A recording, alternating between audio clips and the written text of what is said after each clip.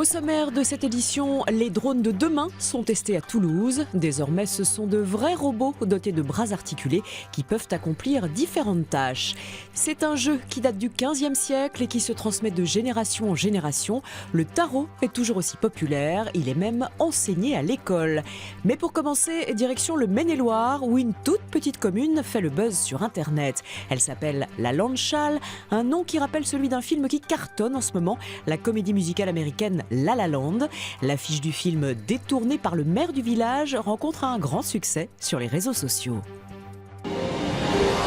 Voilà à quoi ressemble La La Land, la comédie musicale américaine du moment, vue de La Landchal. Sur cette photo détournée, le maire a pris la place de l'acteur principal. Pour promouvoir sa petite commune, il n'a pas hésité une seule seconde. En fait, dès que j'ai vu le titre, ça a fait tilt tout de suite. La La Land, La La Landchal, ça venait automatiquement. Et quand j'ai vu tous les prix qu'il avait déjà eu fin janvier et qu'on parlait de ce film-là pour les Oscars, je me suis dit il y a un moyen de faire un buzz là-dessus. Le village n'en est pas à son premier coup de com' sur Internet. Pendant les fêtes de Noël, les habitants se sont déjà prêtés au jeu d'un mannequin challenge. Alors, voir le maire faire un pas de danse sur une affiche, ici tout le monde s'en amuse. Moi, j'ai été très surprise de voir Monsieur le maire sur l'affiche. Sa première réaction, c'est bon, au moins, c'est bien, le ridicule ne tue pas, et on est dynamique, et c'est drôle, et ça fait sourire, quoi. La commune compte certes plus de chèvres que d'administrés, ce qui n'empêche pas d'être parfaitement connecté. La mairie fournit notamment un accès gratuit à Internet. Également très active sur les réseaux sociaux, elle s'est fait remarquer en 2016 pour sa politique sur la toile. En fait, Internet, c'est ce qui permet de se désenclaver. Donc, pour moi, ça me paraît être logique de privilégier ce genre de technologie. Ça apporte beaucoup de la visibilité, puisque notamment sur Twitter, les principales personnes avec qui on est en contact sont soit des élus, soit des institutionnels, comme la préfecture, par exemple, du Maine-et-Loire. Et le fait de pouvoir communiquer sur ce réseau permet aussi de faire parler de la commune.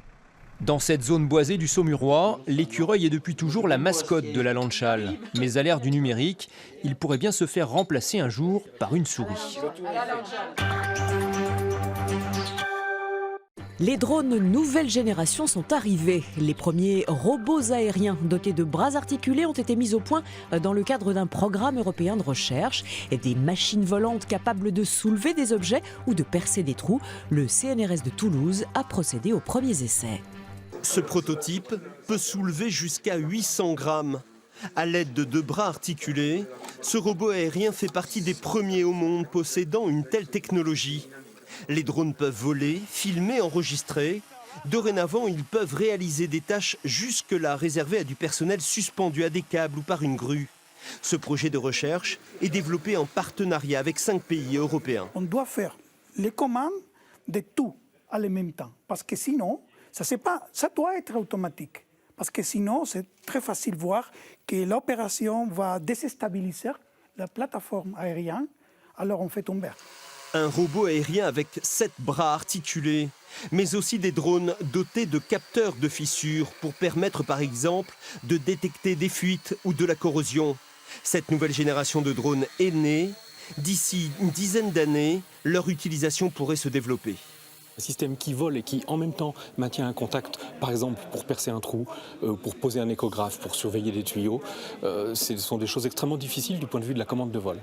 On essaye de trouver le concept qui permettra de réaliser les tâches utiles, qui d'un point de vue industriel sont utiles.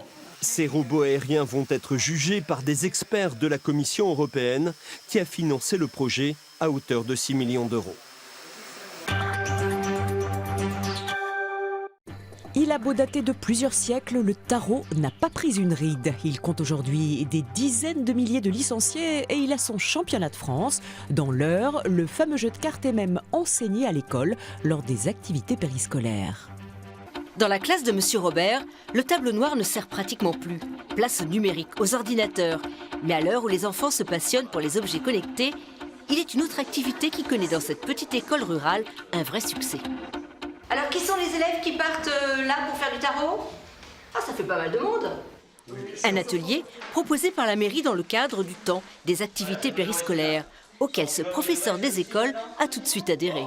On va mettre en pratique des compétences de stratégie, de réflexion, de mémoire, méthodologie, et on pourrait encore en citer beaucoup, qui vont tout à fait dans ce que l'on attend d'un enfant à l'école.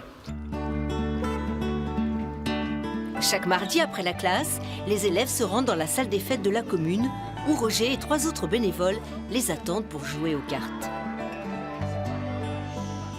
Le principe du jeu, c'est savoir la valeur des cartes et déterminer ce que l'on appelle un contrat. Ah, le fameux contrat. Le fameux contrat. Le contrat, le petit, les bouts, le chien.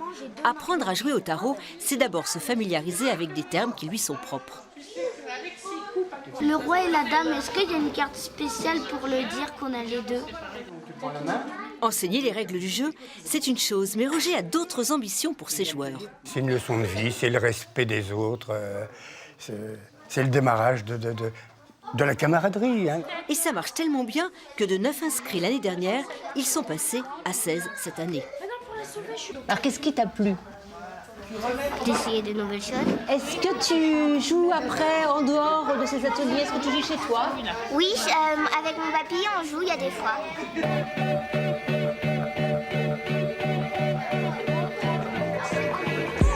On en met combien aux chiens? Il y en a combien là? Alors, laquelle que tu vas reprendre? Quand tu perds, c'est quoi ton attitude? Ça me rend un petit peu triste, mais je me dis que c'est qu'un jeu, c'est pas grave. Bien plus qu'un jeu en fait. Ici, c'est un moment de convivialité et de partage où tout le monde se régale.